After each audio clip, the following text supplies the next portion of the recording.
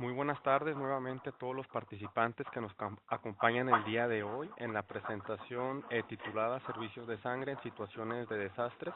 Hoy tenemos el honor y el gusto de presentar al doctor Alex Indrikops, que muchos de ustedes ya conocen. Es un reconocido líder en medicina transfusional y en temas de seguridad sanguínea. Él actualmente es Chairman asociado de patología y director general de servicios de transfusión en Zucker School of Medicine en la Universidad de Hofstra Northwell en Nueva York, aquí en Estados Unidos. Antes de cederle la palabra al doctor Indrikops, recordarle a todos los participantes que tendremos un espacio para preguntas y comentarios una vez que él termine con su presentación, y lo podrán hacer dando clic en el botón de la manita o escribiéndolo directamente en el chat. Así que gracias nuevamente a todos. Gracias, doctor Indrikops. Adelante. Muchas gracias, Roberto, y gracias a la OPS, al Grupo Cooperativo Iberoamericano de Medicina Transfusional y a Global Healing por continuar invitándome a participar en estos eventos. El título de la presentación de hoy es Servicios de Sangre en Situaciones de Desastre. Aprovecho para saludar a todos los que están participando en el webinar esta tarde. Y el servicio de sangre significa no solo el hemocentro, sino también los servicios de transfusión. En cuestiones de desastre, a ver cómo muevo la flechita. Lo primero es, en realidad, ¿qué es un desastre? Aquí la caricatura a mano derecha arriba tiene tornados, tiene terremotos, tiene tsunamis, etc. Pero hay situaciones de emergencias y desastres que no necesariamente, o que muchas veces no se asocian a fenómenos naturales como estos. Un desastre es una situación que repentinamente demanda sangre o cantidades de sangre mucho mayor de la que estamos acostumbrados a utilizar en nuestras instituciones o en nuestras regiones.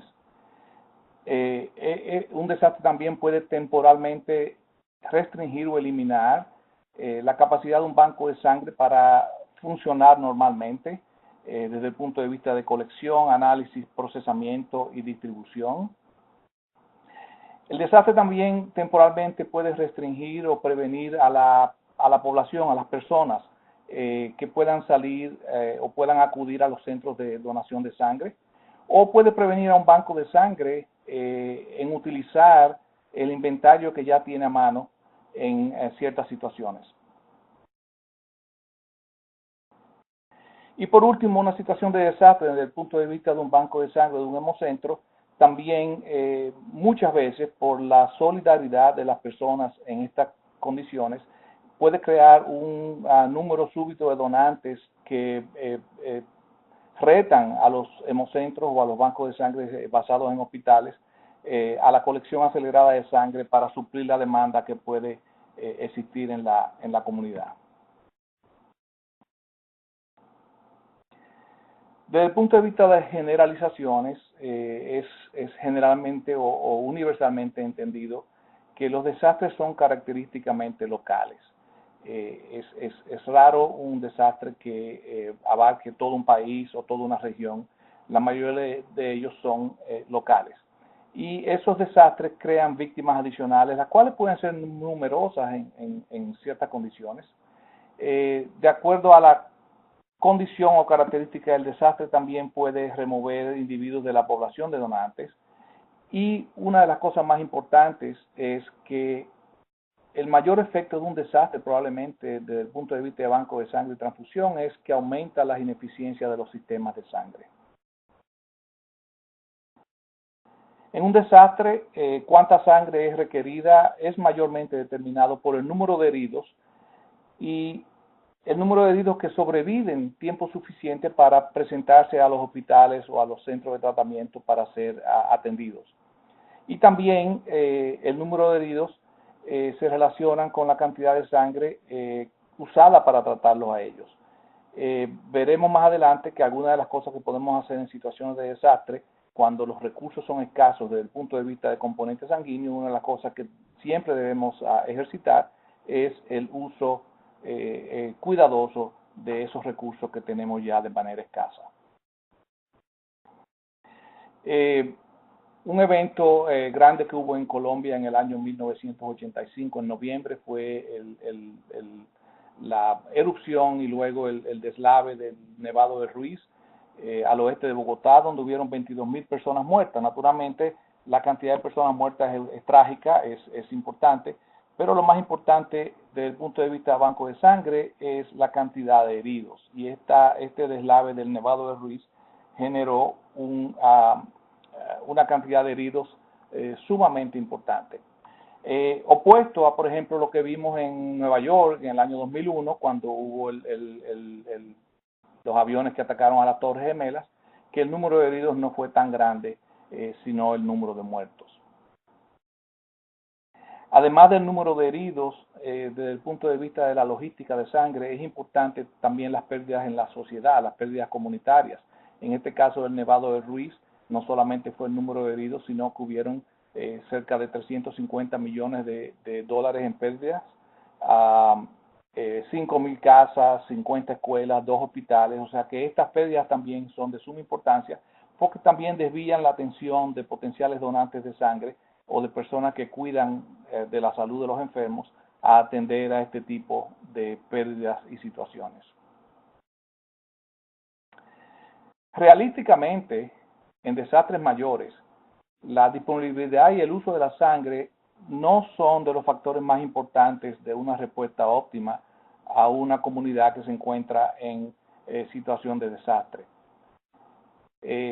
Tan o más importante que la disponibilidad y el uso de la sangre son la disrupción de los hospitales, el problema de transporte y servicios públicos, y muchas veces escuchamos el enunciado de que la fracción de vidas que puedan salvarse con transfusiones se opaca por el potencial de salvar vidas con otras cosas que son de primera necesidad, como es la provisión de agua limpia y de albergue a las personas en la comunidad del desastre.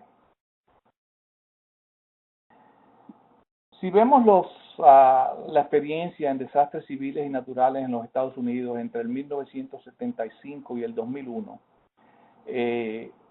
hubieron solo como decimos aquí en los Estados Unidos, handful, un puñado de ellos, que requirieron más de 100 unidades de sangre en las primeras 24 horas del desastre. Entre ellos fue el colapso de un puente aéreo en Kansas City, la bomba en el edificio federal en Oklahoma en el año 1996 y la destrucción de las Torres Gemelas en Nueva York en septiembre del año 2001. Estos 5 eventos tuvieron un uso total de sangre con un rango de 105 a 258 unidades. Y las 258 unidades, para su información, fue la cantidad de sangre que se usó en tratar a los heridos de las Torres Gemelas en Nueva York. Perturbaciones civiles no necesariamente se asocian a desastres naturales, pero muchas veces sí.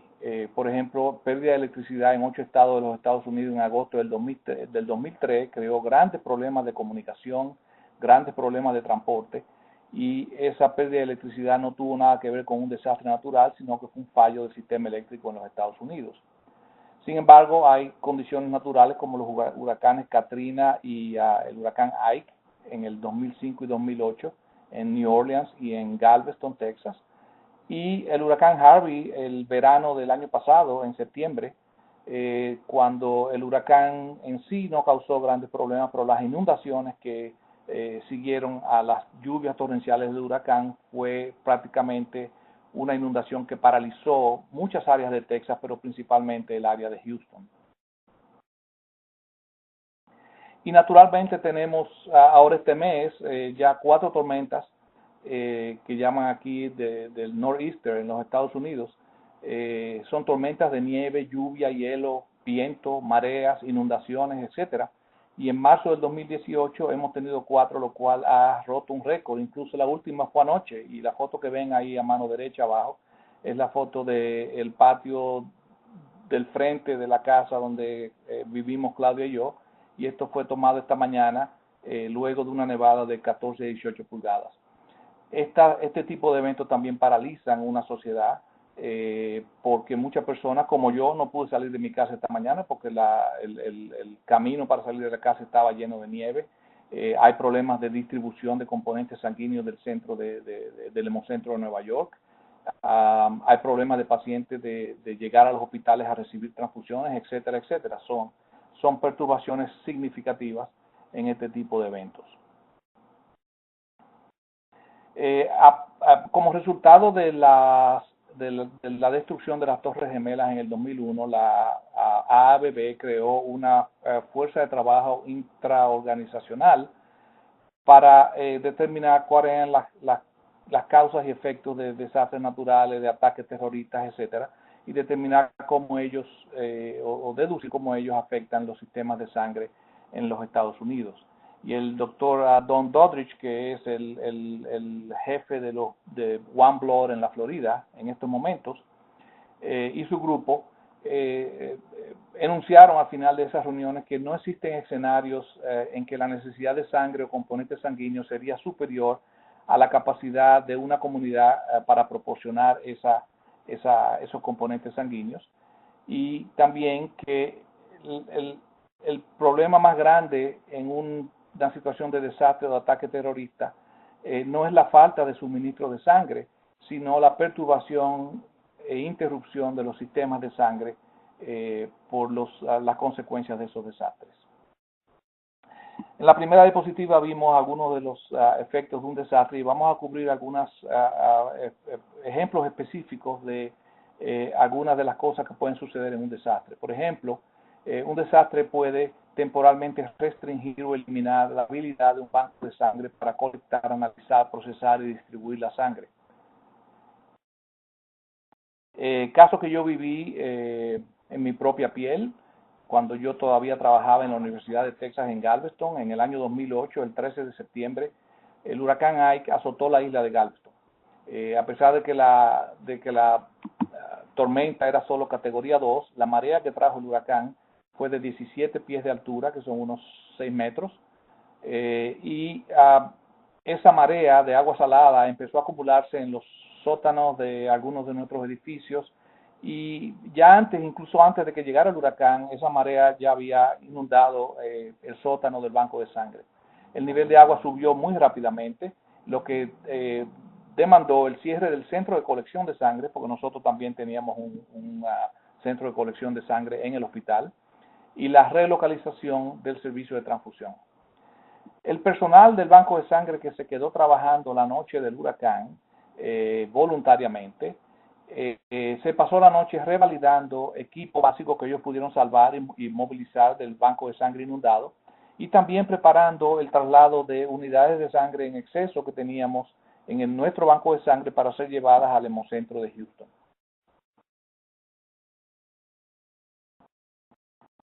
Lo que sí nos dimos cuenta después que logramos salvar un banco de sangre funcional es que una de las cosas más importantes, o la cosa más importante, es tener planificación adecuada. Y aquí en los Estados Unidos y en sus países probablemente tengan la misma situación, son requeridos que todos los bancos de sangre, los laboratorios, en básicamente todas las empresas y funciones, tengan planes de emergencia, que determinen con claridad quiénes son responsables de esos planes de emergencia, qué hay que hacer en esos planes de emergencia, etcétera, para lograr que las consecuencias de un desastre o una emergencia sean minimizadas. En el caso nuestro, pudimos relocalizar el banco de sangre a otra área del hospital, en el segundo piso en vez del primer piso, y logramos salvar más de 400 unidades de sangre y transportarlas al hemocentro de Houston.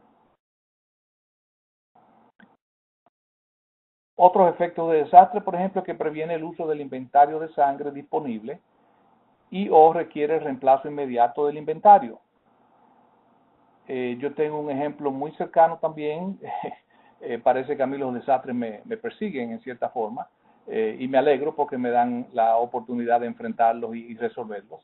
Pero en el 20 de mayo del 2016, 5 meses después de yo empezar a trabajar en el trabajo que tengo ahora, tuvimos una notificación urgente del hemocentro de Nueva York con un reclamo de paquetes globulares.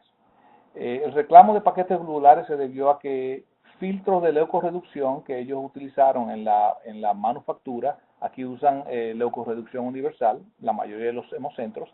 Y los filtros de leucorreducción utilizados, cuando hicieron pruebas de control de calidad, encontraron que alrededor de un 20% de las unidades no cumplían con los criterios de leucorreducción establecidos por la FDA y la ABB.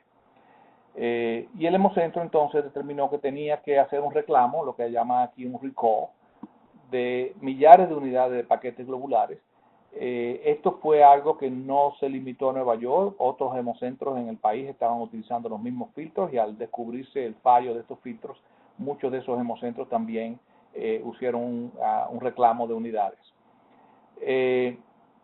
Ellos sí nos dijeron que eran 20% de las unidades que no cumplían con los criterios, pero en realidad no sabíamos cuáles de esas unidades, de 5, en realidad cuál era la que no estaba leucorreducida, lo cual representaba un riesgo de, al no saber cuáles eran las 4 que estaban buenas, a quién íbamos a transfundir esas unidades que deberían considerarse en ese momento como no leucorreducidas. Y el hemocentro al principio lo que ofreció fue opciones de usar las unidades como no leucorreducidas. Por ejemplo, en algunos de nuestros hospitales terciarios, nosotros tenemos 25 hospitales en el momento y hay 5 de ellos que son terciarios, de atención terciaria. El resto son hospitales comunitarios más pequeños, pero en los hospitales de atención terciaria tenemos servicios bien activos de trauma, donde la mayoría de los pacientes traumatizados no están en la categoría de riesgo de recibir unidades no leucorreducidas. Entonces una opción era utilizar esas unidades en esos pacientes de trauma o en hemorragia en el quirófano en los cuales los pacientes no tenían riesgo. O la otra opción era retornar las unidades que tuviéramos aún en inventario y el hemocentro iba a hacer todo lo posible para reemplazar esas unidades a medida que su inventario de unidades probadas leucorreducidas fuera mejorando al partir de los días. Naturalmente, en el caso nuestro, creó cierto pánico porque nosotros recibimos de esas unidades que ellos reclamaban, nosotros habíamos recibido más de 750 unidades. Al momento de inicial, pudimos determinar que en uno de los hospitales, de 225 unidades que ellos tenían parte del reclamo, ya habían transfundido 85 unidades a 65 pacientes. Este número aumentó a medida que esta columna se fue llenando y a medida que esta otra columna se fue llenando, pero sabíamos que teníamos a mano un problema serio de pacientes que habían recibido unidades que no eran consideradas leucorreducidas. Naturalmente, no todos esos pacientes tenían factores de riesgo y el reto entonces fue qué vamos a hacer a partir de este momento cuando ya sabemos cuántas unidades fueron transfundidas a cuántos pacientes. Todos sabemos que el riesgo de unidades no leucorreducidas es la transmisión del citomegalovirus, es la sensibilización a los antígenos HLA y algunas de estas unidades están relacionadas con reacciones febriles no hemolíticas. Las puse en diferentes tamaños de letra porque yo considero que en el caso nuestro el mayor riesgo era la transmisión de citomegalovirus, segundo la refractariedad plaquetaria y por último las reacciones febriles no hemolíticas en los pacientes. Y los pacientes en riesgo pueden añadir esta lista a otro tipo de pacientes, pero nosotros nos enfocamos en neonatos, sobre todo en neonatos prematuros, en pacientes embarazadas, en inmunosuprimidos que tienen gran riesgo de citomegalovirus y en pacientes politransfundidos ya con menos importancia desde el punto de vista de refractariedad plaquetaria, que es algo a largo plazo, y reacciones transfusionales febriles no hemolíticas, que la mayoría de ellas son benignas. Entonces, ¿qué hicimos cuando recibimos ese reclamo de unidades? Primero fue una cuarentena inmediata de las unidades reclamadas. Cada uno de los 25 bancos de sangre recibió una notificación directa del hemocentro de Nueva York y nosotros a través de email, a través de Webex, a través de llamadas de conferencia, entonces le dimos instrucciones a nuestros bancos de sangre de cuáles eran las medidas a tomar. La cuarentena era lo primero que había que hacer para asegurarnos de que las unidades que no habían sido transfundidas no fueran transfundidas a pacientes a alto riesgo. Naturalmente, después de una cuarentena de este tipo, en el caso del hospital que recibió más de 200 unidades, una cuarentena de este tipo representa un porcentaje significativo del inventario de sangre.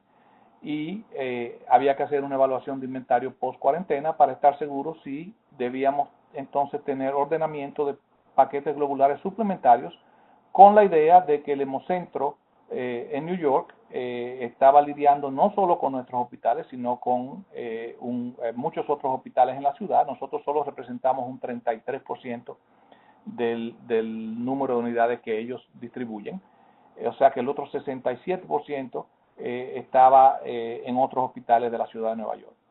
Y el supply, la oferta de componentes sanguíneos, de paquetes globulares específicamente, era disminuida en esta área. También tomamos medidas para preparar unidades que fueran a ser retornadas al Hemocentro. En realidad el Hemocentro no iba a hacer pruebas de leucorreducción repetidas en estas unidades, ni las iba a filtrar de nuevo. Lo que ellos ofrecían era cambiarlas por unidades que fueron filtradas y que estaban probadas con otro lote de filtros y que estaban probadas a ser leucorreducidas. De las unidades transfundidas a los pacientes, entonces preparamos la colección de segmentos de esas unidades para reanalizar la leucorreducción, que inicialmente pensamos que iba a suceder, pero al final no sucedió. Y naturalmente, muy importante es la identificación de pacientes transfundidos y de sus requerimientos o riesgos para la leucorreducción.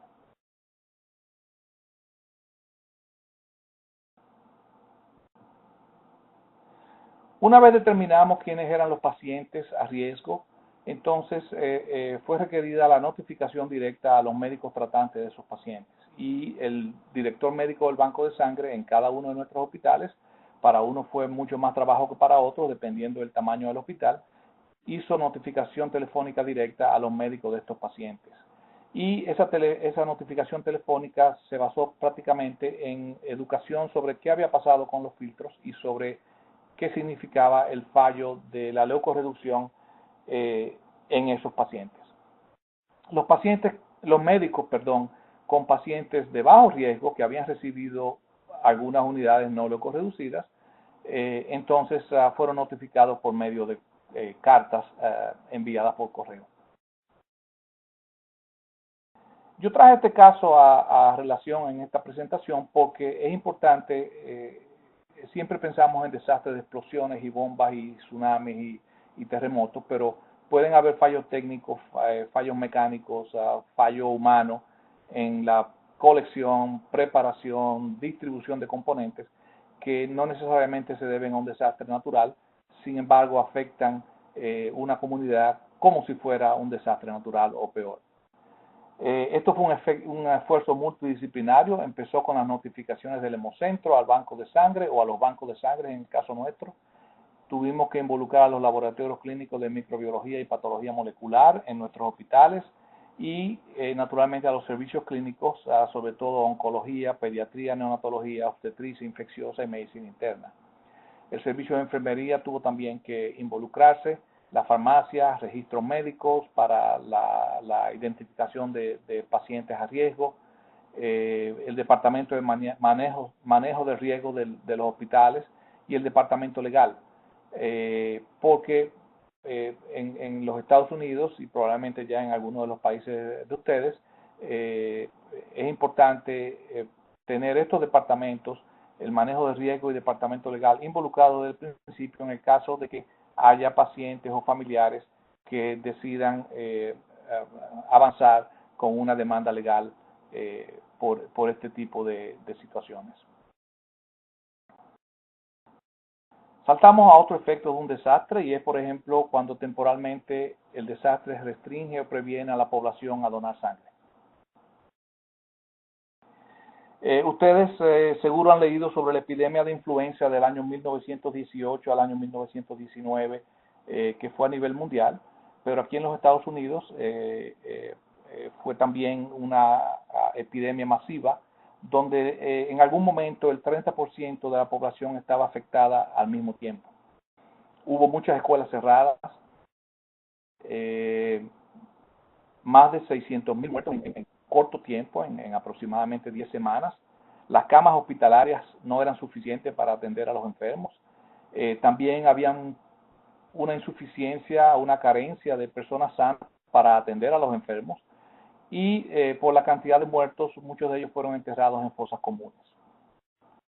Estos son perturbaciones civiles masivas, no asociadas a desastres naturales, sino en este caso a un desastre biológico, que también es natural, pero no lo que consideramos siempre en la misma esfera de desastres naturales como tsunamis y terremotos.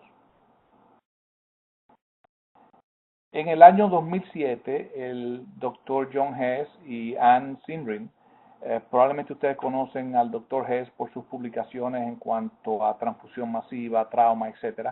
Él trabajó mucho tiempo en la Universidad de Maryland y ahora está en el Centro de Salud de Seattle.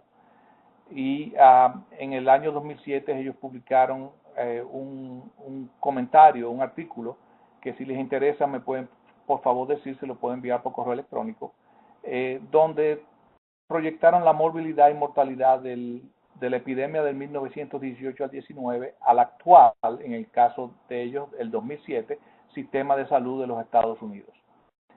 Y esto fue lo que ellos encontraron, lo que ellos publicaron.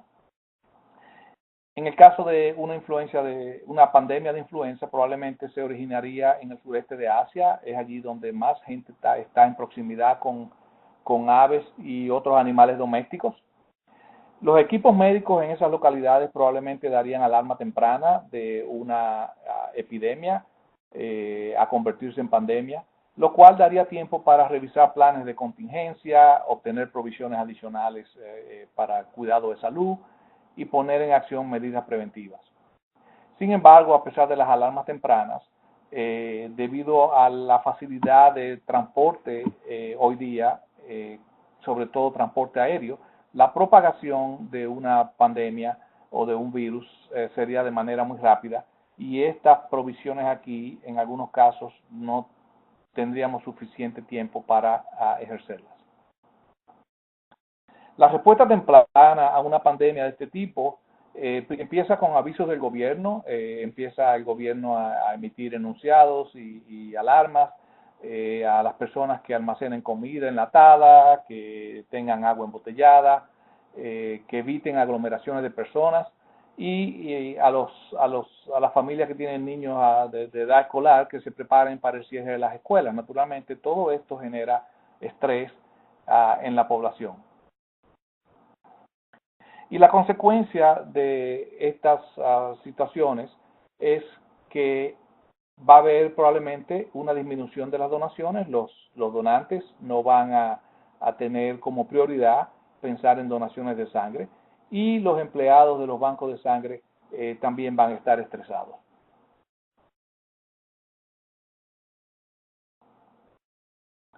Cuando se empeora la crisis en un tipo de pandemia de este tipo, generalmente hay un aumento de demanda de servicios de salud. En el caso de influenza, muchos pacientes van a tener necesidad de tratamiento respiratorio.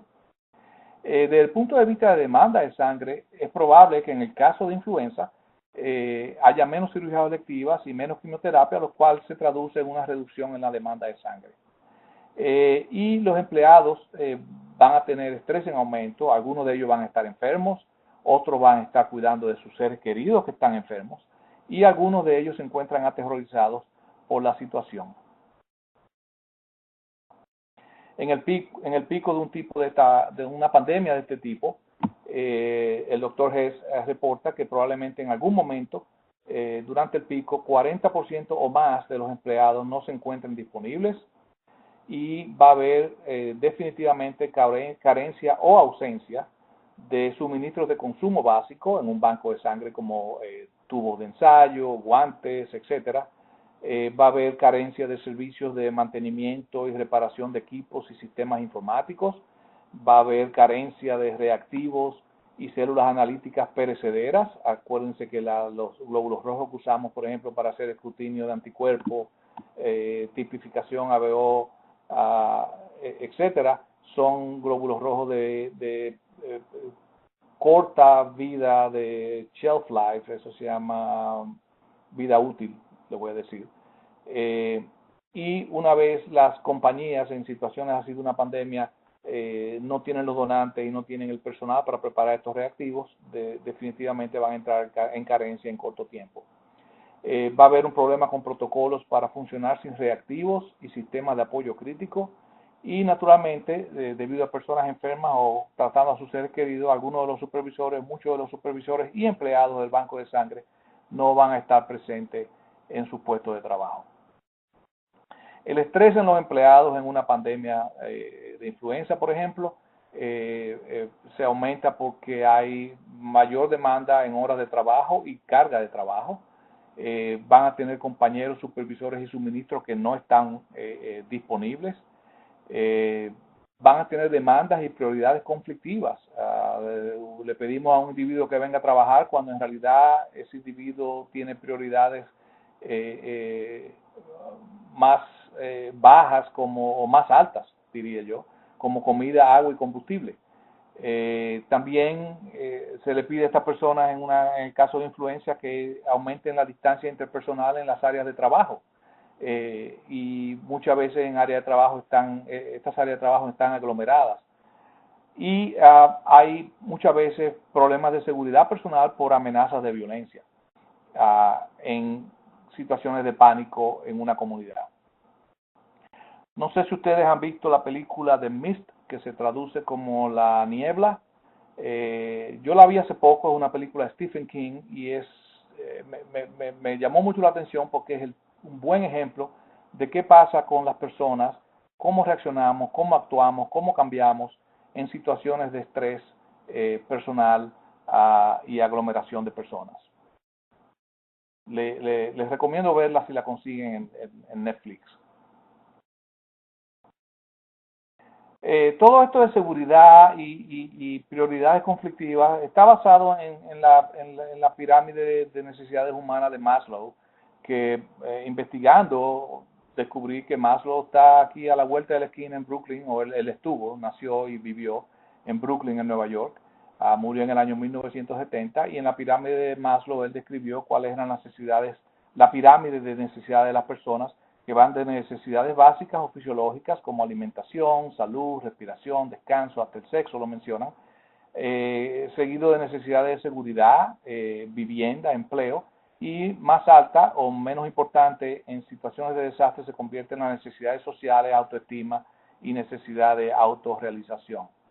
En una situación de desastre probablemente los seres humanos se concentran en las dos primeras capas de la pirámide de Maslow, que son las necesidades fisiológicas y las necesidades de seguridad.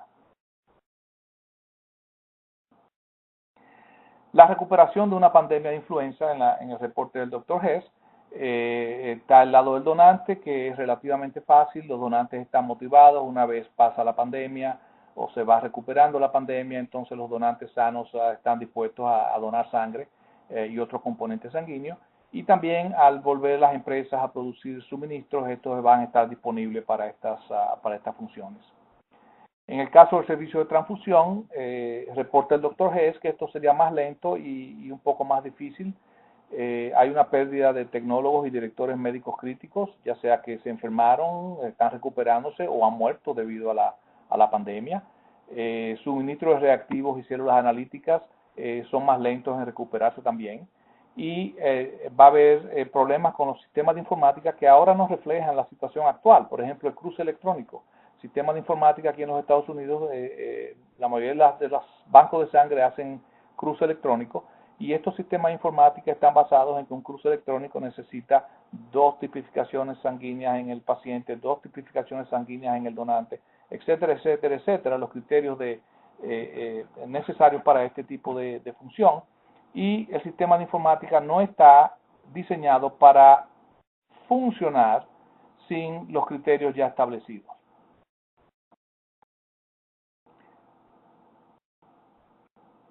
Ustedes probablemente han visto la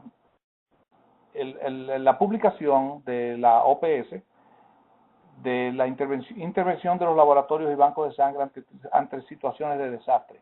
Esta es una publicación que resultó de un taller celebrado en Managua, Nicaragua, en junio del 2001. Y tiene dentro de esta publicación, además de lo que enfoca a los laboratorios clínicos en general, tiene también partes que enfocan directamente a los bancos de sangre. Y esas partes que enfocan a los bancos de sangre están divididas en tres: etapa de preparativos para desastre, etapa de emergencia o la respuesta inmediata, y la etapa post-emergencia. En la etapa de preparativos, la publicación divide a nivel nacional y a nivel local. A nivel nacional, una etapa de preparativos para situaciones de emergencia en banco de sangre requiere la designación de un hemocentro para la coordinación del operativo y de otros centros que podrían sustituir al hemocentro designado de acuerdo a las condiciones geopolíticas del país, del tipo de emergencia, de las vías de acceso y de los procesos y mecanismos de comunicación. A nivel nacional, esta etapa de preparativo debe incluir la recolección de sangre de acuerdo a las necesidades. Recuerden que la tendencia de las personas en situaciones de desastre es de acudir masivamente a los centros de colección, y tuvimos la triste y mala experiencia de las Torres Gemelas de Nueva York, donde miles y miles de unidades colectadas en los días siguientes, no solo en Nueva York, sino a nivel nacional en los Estados Unidos, tuvieron que ser descartadas porque las necesidades de sangre no estaban presentes. Naturalmente, no es solo recolección de sangre, sino el transporte de los componentes sanguíneos hacia las zonas afectadas, en situaciones donde las vías de comunicación están destruidas o mayormente deshabilitadas. Es importante determinar cómo esos componentes sanguíneos van a llegar del hemocentro hacia los hospitales o centros de tratamiento donde se usan. Y naturalmente, desde el punto de vista de presente la cadena de frío, y hay situaciones en que se pueden aprovechar otras cadenas, la cadena de frío de otros elementos como soluciones endovenosas, vacunas, antibióticos, medicamentos, para también utilizar esos mecanismos ya establecidos para la distribución de la sangre. Y una vez ya tenemos la colección y la distribución, entonces el hemocentro debe también colaborar en definir las modalidades de recepción, las pruebas pretransfusionales en los hospitales y la transfusión en las zonas afectadas.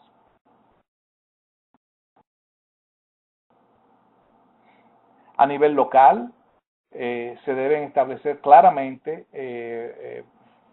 funciones para las diferentes áreas de trabajo, tomando en cuenta que va a haber un aumento de la demanda si hay muchos heridos que requieren transfusiones, que va a haber una reducción de la capacidad, de nuevo por la inhabilidad de empleados de llegar a los sitios de trabajo o la inhabilidad de ellos de trabajar por otras demandas en sus familias, y la necesidad de tener locales alternativos de acuerdo a cómo los centros de transfusión o los hemocentros hayan sido afectados por el desastre.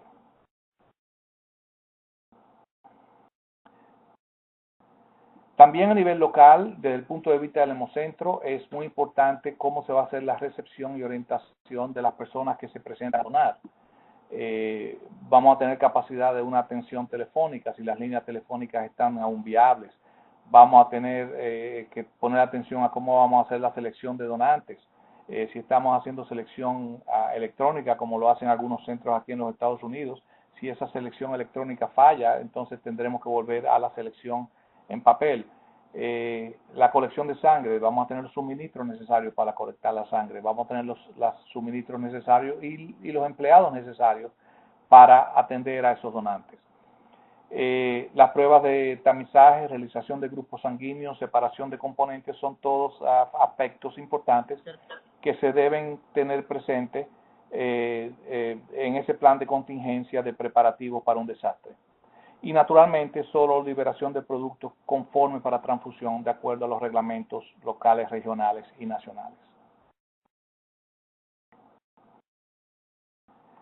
Es importante en esa etapa de preparativos tener un plan de cómo se va a enviar la sangre y los componentes a los hospitales, cómo el hemocentro va a recibir las solicitudes de sangre y componentes, coordinación efectiva con transporte terrestre, y en muchos casos de desastres naturales el transporte terrestre está sumamente afectado y probablemente debemos utilizar o debamos utilizar transporte aéreo de helicóptero o avionetas. Nosotros utilizamos ese transporte aéreo varias veces en Galveston. Había un grupo de pilotos voluntarios que en casos de desastre con problemas de transporte terrestre, ellos estaban dispuestos a usar sus avionetas, si no habían sido destruidas por el desastre también, para transportar componentes sanguíneos de un sitio al otro. Y es muy importante también en esa etapa de preparativo determinar cómo va a hacerse el apoyo administrativo y logístico, como la entrega de materiales, cómo se va a organizar los turnos del personal y en muchos casos de hemocentro y a veces también en hospitales, cómo se va a utilizar el personal voluntario que está disponible para ejercer funciones. Esa etapa de preparativo también debe incluir una información a los medios de comunicación, lo cual debe ser clara, a tiempo real y eficiente o efectiva. Y naturalmente, la etapa de preparativo es practicar, practicar, practicar. En la etapa de emergencia, entonces, tenemos la respuesta inmediata, que es evaluar las necesidades de sangre. Esa evaluación va a ser hecha por los hospitales y se comunicará esa evaluación de necesidades al hemocentro. El hemocentro debe constatar el número de unidades disponibles que tienen para liberación inmediata en caso de que las necesidades de transfusión estén presentes, y también las unidades que tienen que no han sido procesadas, cuál será la contribución de esas unidades a suplir la necesidad. Y esa evaluación de la cobertura de demanda debe hacerse antes de iniciar plegarias a la comunidad, porque debemos evitar más pánico que ya se asocia a la situación de desastre o emergencia, y solamente en necesidad absoluta se debe proceder con los llamados a donaciones a la comunidad. La respuesta inmediata también requiere que los centros de donación de sangre se concentren en áreas que no estén congestionadas, por ejemplo, que si los hospitales están congestionados atendiendo pacientes, que los centros de colección de sangre no se establezcan en hospitales, o si están en hospitales que sean en áreas separadas de esta congestión de personal. Y siempre se debe recolectar y procesar según las normas existentes. Eso incluye las pruebas de tamizaje, tipificación, separación de componentes y la liberación de productos solo si están conformes para transfundir. Eso es el hemocentro. Y entonces en los hospitales, ¿cómo podemos mantener la función del servicio de transfusión? Solamente algunas ideas. Por ejemplo, podemos reducir la frecuencia de las pruebas. No necesariamente hay que hacer rastreo de anticuerpos cada 3 días. Eso ahorra esfuerzo del personal y ahorra reactivos que pueden estar en carencia. No necesariamente hay que descartar los componentes sanguíneos de la forma que normalmente lo hacemos. Si recordamos, algunos de los paquetes globulares en soluciones aditivas en algún momento fueron licenciados para 7 y hasta 8 semanas de almacenamiento. Podríamos mantener los paquetes globulares mientras no se encuentren hemulizados. No descartar los paquetes globulares solo por temperatura. Aquí tenemos, por ejemplo, una regla de que si el paquete globular se pasó más de 30 minutos fuera del banco de sangre, cuando regresa al banco de sangre ya no lo podemos usar para otro paciente. Estas cosas en situaciones de desastre y emergencia, cuando no tenemos el lujo de los componentes sanguíneos, podemos utilizar algunas de estas prácticas para solucionar algunos de los problemas. Por ejemplo, las plaquetas en un momento fueron licenciadas para 7 días, hoy la utilizamos solo por 5 días por el temor o la realidad de infección bacteriana. La infección bacteriana afecta el remolino o el swirl de las plaquetas, por lo tanto, podemos decir que mientras las plaquetas tengan remolino o swirl, sería relativamente seguro transfundir esas plaquetas aun cuando tengan 7 días de almacenamiento.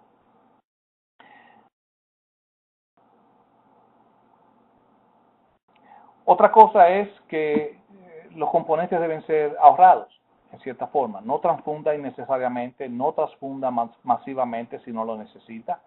En estas situaciones es aún más importante lo que hoy consideramos importante, que es la gestión de las transfusiones o el Patient Blood Management, el acatamiento voluntario a las guías transfusionales y a las órdenes de sangre de los quirófanos. Esto es Maximum Surgical Blood Order Schedule, y probablemente ustedes tengan esto en funcionamiento en sus hospitales también. Y si el acatamiento no es voluntario, entonces se debe lograr la autorización o dar la autorización al director del banco de sangre para gestionar esos recursos escasos. El director del banco de sangre estaría entonces en funciones de limitar quién usa los paquetes globulares, limitar quién usa las plaquetas de acuerdo al tipo de pacientes y al tipo de situaciones que esos pacientes presentan. Y en la etapa post-emergencia, entonces es importante evaluar cómo funcionó el plan de contingencia. Y si no funcionó o algunas partes no funcionaron, entonces modificar o editar esas partes para la próxima vez que tengamos un desastre o una emergencia. Y es importante evaluar la cobertura de demanda y determinar cuántas unidades fueron colectadas como respuesta al evento, cuántas de estas unidades fueron descartadas y las causas de ese descarte, y cómo logramos proveer la demanda o cumplir la demanda de los componentes sanguíneos. También hay que reponer los stocks, tanto en el hemocentro como en los servicios de transfusión. Estos stocks incluyen insumos, reactivos y dinero. Muchas veces no siempre se gasta dinero adicional en estas situaciones de desastre, y es importante reemplazar ese dinero que se utilizó para poder entonces seguir comprando insumos y reactivos. Después de la emergencia se debe hacer un control del inventario de sangre y componentes, a ver en qué situación nos encontramos. Se debe informar a las autoridades cuáles fueron las acciones que tomamos y cuál es la situación actual del hemocentro y de los bancos de sangre de los hospitales. Y naturalmente agradecer a la comunidad por la respuesta que han tenido a los llamados a donación de sangre, si se llegaron a hacer esos llamados a donación de sangre.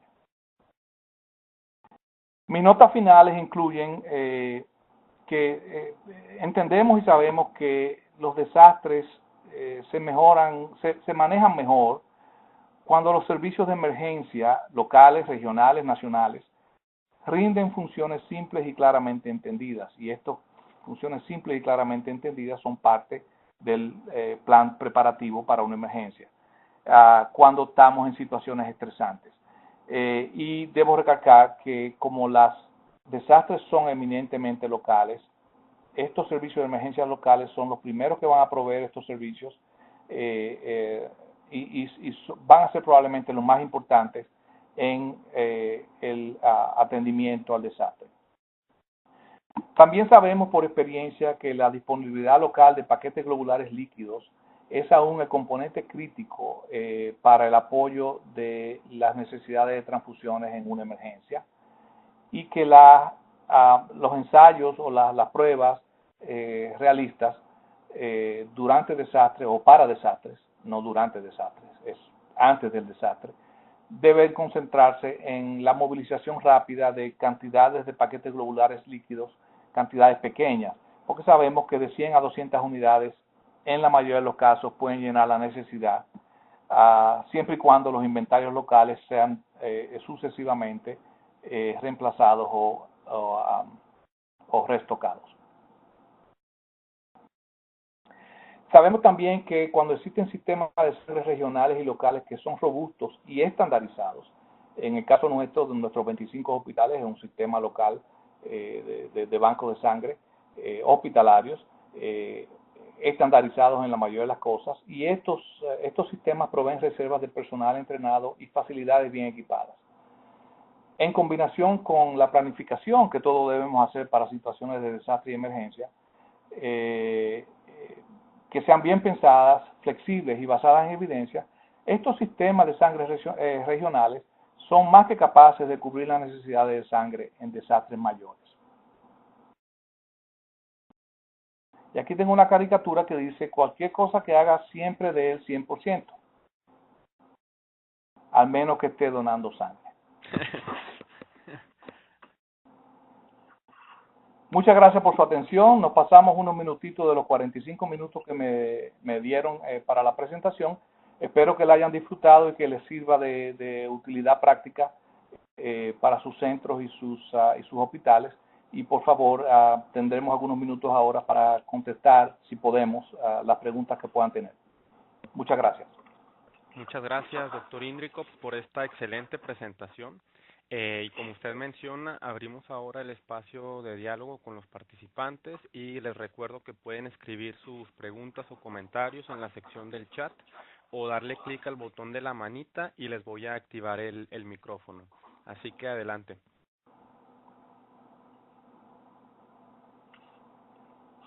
Alex, ¿podrás ver en la sección de chat que hay una pregunta?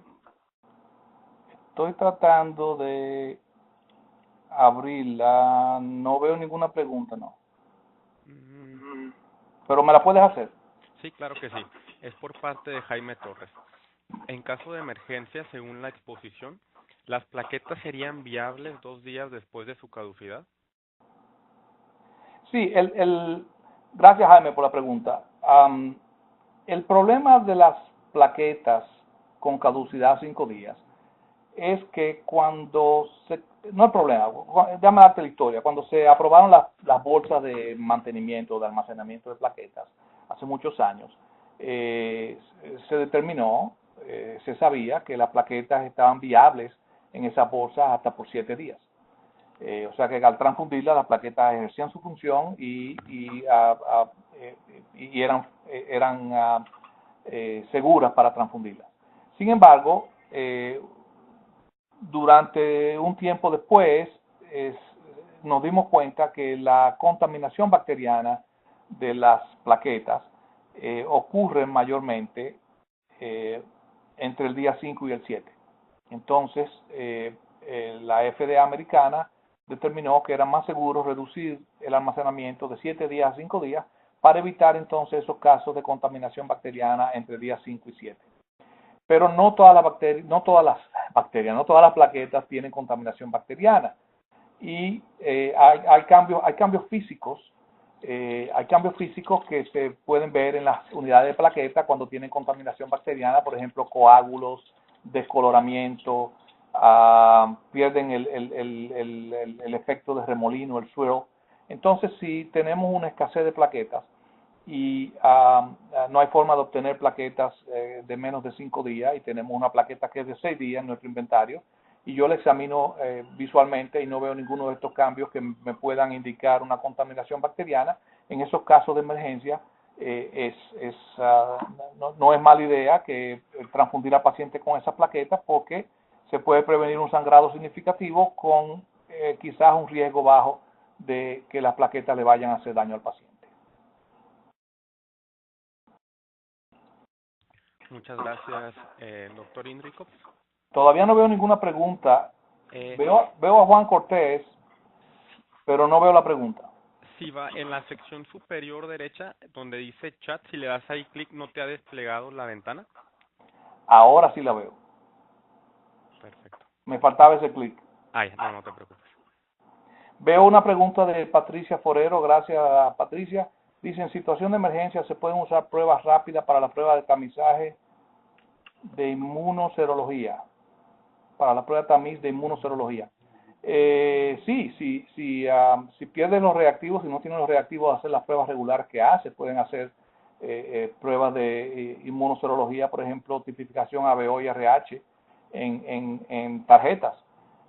Nosotros utilizamos esas tarjetas que te dan el grupo ABO y RH, hace los dos, el forward y el reverse, y además la tipificación RH. Utilizamos eso por ejemplo, el banco de sangre ambulatorio que yo dirigí por unos años en la Antártica, como parte de la población en la Antártica del gobierno de los Estados Unidos. Y yo sé que esa misma tarjeta la ha usado el servicio militar para hacer tipificaciones de pacientes. Debemos utilizar cualquier mecanismo, cualquier reactivo que tengamos a mano cuando no tenemos los reactivos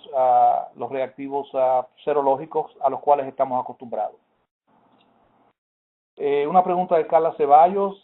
Gracias, Carla. Dice, buenos días. ¿De qué depende la contaminación bacteriana de las plaquetas? Carla, es lo siguiente. Una unidad de sangre se puede contaminar de diferentes maneras. Recuerda que cuando hacemos la desinfección de la piel de un donante antes de la donación, lo que estamos haciendo es una desinfección, no estamos haciendo esterilización.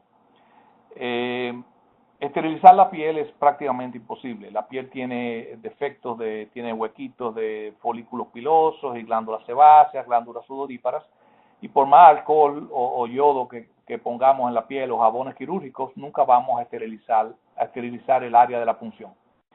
Entonces hay bacterias que viven ahí, en esos huequitos, y cuando introducimos la aguja de la bolsa de donación, recuerda que es una aguja calibre 16 o calibre 17 y un pedacito de piel puede entrar a la aguja y la sangre que viene detrás puede empujar ese pedacito de piel hacia la bolsa de donación. Entonces, esa es la manera más frecuente de los componentes sanguíneos contaminarse con bacterias. Una de las cosas que han sido utilizadas por un par de décadas, quizás no, menos de 2 décadas ahora, es la utilización de una bolsita satélite que uno desvía los primeros 30 a 35 mililitros de sangre a esa bolsita. Si hay un pedacito de piel que se entró a la aguja, entonces ese pedacito va a la bolsita satélite y no al componente sanguíneo. Y introduciendo este tipo de mecanismos se ha logrado disminuir la contaminación bacteriana de plaquetas. Otra forma de contaminación bacteriana de componentes sanguíneos es si el donante tiene una bacteremia asintomática al momento de la donación. Y hay algunas bacterias que se introducen a los componentes sanguíneos de esa manera. Y la última, que es la menos frecuente, es contaminación bacteriana del componente al momento de la fragmentación. Pero eso es ya muy poco frecuente. De todas maneras, todavía, aún con todas estas medidas preventivas, sabemos que las plaquetas, una de cada 3.000 a una de cada 5.000 plaquetas, fueron los últimos números que vi, quizás eso ha bajado o ha subido desde que yo revisé esa información, tienen contaminación bacteriana. Naturalmente las bacterias toman un tiempo en crecer en la unidad de plaquetas y por eso es que mencioné anteriormente que la mayoría de las veces cuando la unidad de plaquetas es contaminada, el número de bacterias va a llegar a ser suficiente para causarle daño al donante alrededor después del tercer o cuarto día. Otra cosa que estamos haciendo con las plaquetas ahora, ya para terminar el tema de la contaminación bacteriana, es que todas las unidades de plaquetas en los Estados Unidos son analizadas para contaminación bacteriana antes de la transfusión, ya sea por cultivo o por pruebas rápidas que están disponibles, aprobadas por la FDA, para detectar la transmisión de plaquetas. Y lo que viene en el futuro, en realidad ya hay sistemas aprobados, es la inactivación de patógenos, pero que no son utilizados universalmente, ni siquiera aquí en los Estados Unidos. Veo una pregunta, creo que es la siguiente. A ver, no, tengo que volver a... Ya vi la de Carla, la siguiente de Héctor Batista. Hola Héctor, gusto de saber que estás en la presentación. Dice, la movilización de los equipos centrífugas, refri, equipos de aféresis requiere la verificación en su nueva área de instalación. ¿Qué alternativas factibles se tienen? Héctor, la verificación es mandada por regulaciones y una de las cosas que no cubrí, pero que está en el artículo del doctor Hess, es precisamente que en momentos de desastres y emergencias, los organismos o las agencias regulatorias relajan muchas veces las reglas. Y si no tienes manera de hacer esa verificación o esa revalidación de los equipos en el tiempo necesario para proveer servicios a los pacientes, el director médico del banco de sangre siempre tiene la opción de violar las regulaciones siempre y cuando la justificación de la violación sea entendida al momento que se haga una investigación de la misma. Esas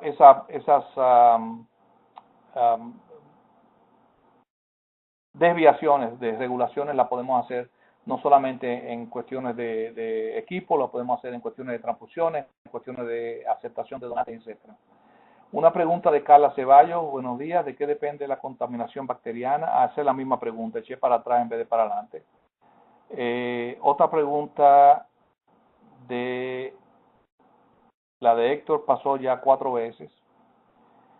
Juan Cortés, gracias Juan, dice doctor Indricó, gracias por la charla. ¿Qué porcentaje del stock estaría en reserva para situación de desastre? ¿Y cuál sería el fundamento de obtener dicha cantidad? De nuevo, te voy a referir al artículo del doctor Hess. Cuando ustedes, si quieren, yo se lo envío, yo lo tengo en PDF, se lo puedo enviar. Me envían un correo electrónico y yo se lo mando por esa vía. Es un balance muy delicado entre inventario y descarte. El inventario de un banco de sangre nunca va a cubrir las necesidades de sangre de una situación de desastre masiva.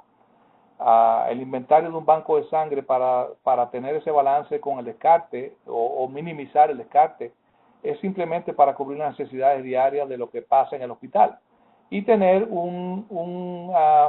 una cantidad extra para situaciones en el hospital que no son de desastre o llamemos la situación de emergencia, no desastre. Un paciente que fue al quirófano a hacerse una apendectomía, no va a recibir sangre y de repente alguien corta lo que no tenía que cortar y el paciente está sangrando masivamente. Entonces el banco de sangre, no solamente el inventario debe ser para cubrir las necesidades que se esperan en los pacientes ese día, sino para cubrir emergencias de ese tipo. Naturalmente, cuando un desastre se espera, y te voy a poner el ejemplo de la nevada que tuvimos ayer aquí en Nueva York, nos están diciendo que va a nevar de hace 5 días. Entonces tuvimos 5 días en el cual los bancos de sangre en los hospitales pueden pedirle al Hemocentro que le envíe más paquetes globulares. Generalmente eso no se hace con las plaquetas, porque las plaquetas solo sobreviven 5 días o se usan hasta 5 días. Pero en el caso de paquetes globulares, nuestros hospitales entonces pueden tener una cantidad extra de paquetes globulares en espera de la emergencia o del desastre. Pero en situaciones de un terremoto, en situaciones de un deslave, en situaciones de un ataque terrorista, eso no se prevé. Entonces, en los hospitales generalmente, en esas situaciones no hay sangre con expectativa de poder cubrir el desastre.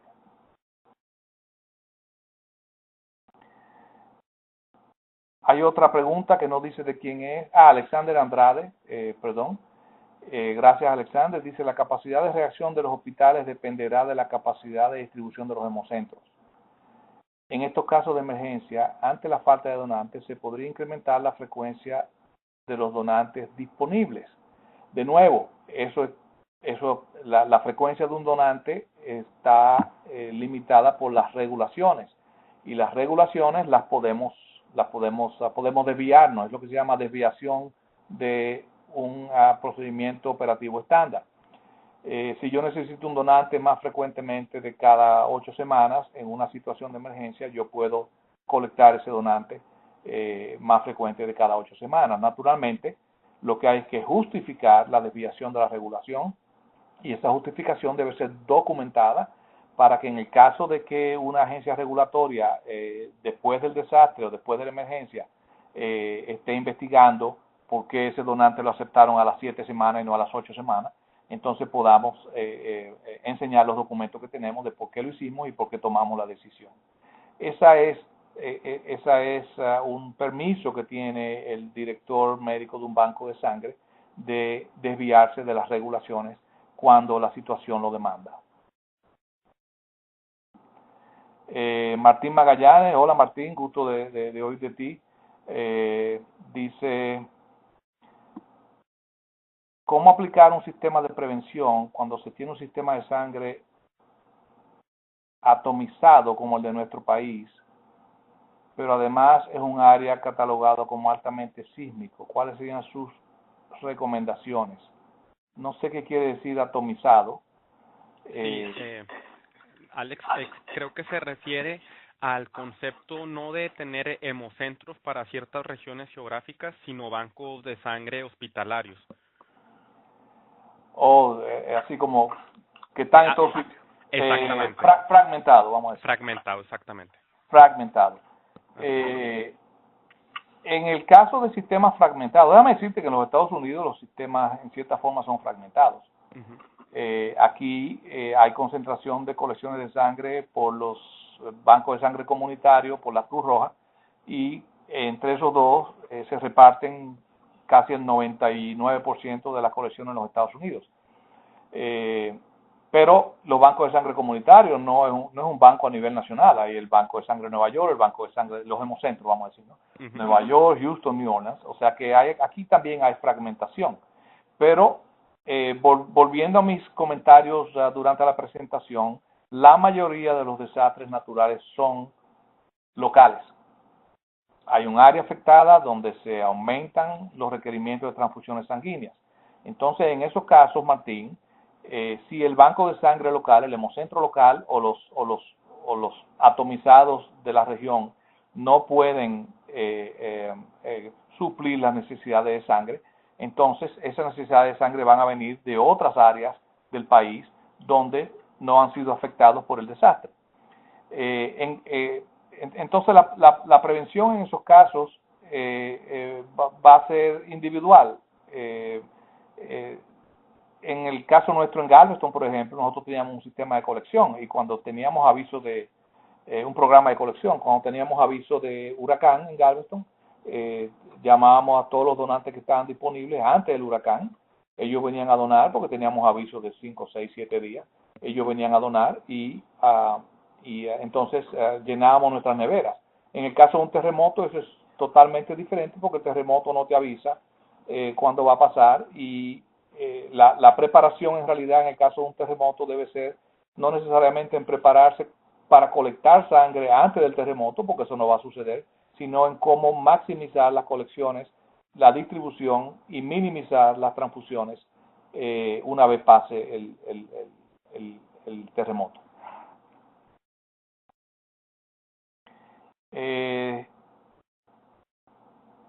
La señora Marjorie Quispe, ojalá que no esté pronunciando el apellido mal, dice, gracias Marjorie, dice, gracias por la conferencia.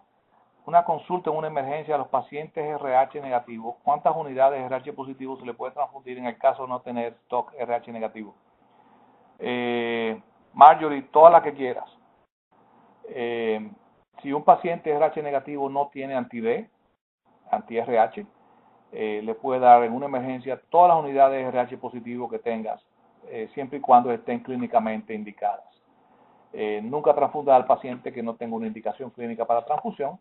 En el caso de ese paciente RH negativo que recibe sangre RH positivo, lo que vas a tener presente es que ese paciente quizás forme un anti-D en el futuro y de ahí en adelante ese paciente solo va a poder recibir RH negativo. Pero mientras no tenga anti-D, le puede dar toda la sangre RH positivo que tenga siempre y cuando sea compatible en el sistema ABO. Creo que es la última pregunta que está en la pantalla. Si tienen alguna otra pregunta, la quieren hacer oralmente o enviarla. Así es.